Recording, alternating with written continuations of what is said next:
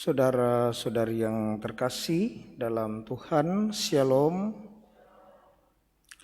Ada 3 sifat dasar dari satu kebenaran ilmiah. Yang pertama, strukturnya harus rasional dan logis. Yang kedua, isinya itu harus empiris. Dan yang ketiga, harus pragmatis atau dapat diterapkan. Hari ini dalam Injil, Yesus memberikan satu paradigma yang berbeda tersendiri tentang kebenaran. Bukan sebagai kebenaran ilmiah, tetapi sebagai kebenaran absolut.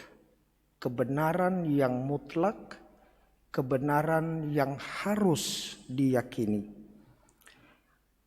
Yesus berbicara tentang kebenaran dari perspektif yang berbeda pada umumnya.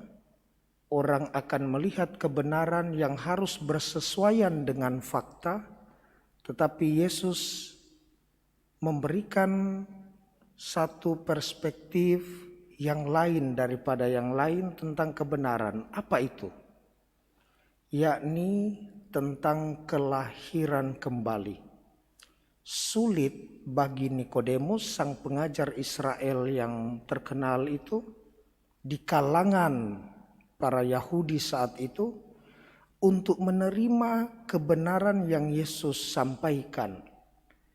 Karena baginya ini tidak logis tentang kelahiran kembali. Tidak logis. Bagi Nikodemus ini tidak bisa dibuktikan secara empiris. Bagi Nikodemus ini tidak bisa diterapkan. Apa itu? Ketika seorang bayi lahir dan kemudian harus masuk kembali ke dalam rahim sang ibu. Dan bukan hanya seorang bayi, tetapi orang dewasa yang Yesus katakan kamu harus dilahirkan kembali. Dan bagi Nikodemus ini bukan hanya mengada-ada, tetapi ini sangat tidak mungkin. Nikodemus tidak memahami, tetapi Yesus sebenarnya sedang berbicara tentang dunia atas, yakni sorga, karena dia sendiri berasal dari sana. Dikatakan tadi, tidak seorang pun yang telah naik ke sorga selain dia yang telah turun dari sorga, yaitu Anak Manusia. Saudara-saudari yang terkasih, Yesus menghendaki kita agar kita berani membuka hati untuk satu hidup yang baru. Kelahiran kembali menunjuk pada hidup yang baru, yakni hidup di dalam roh. Memiliki semangat di dalam roh. Itulah kehidupan yang dialami oleh para rasul setelah kebangkitan Yesus.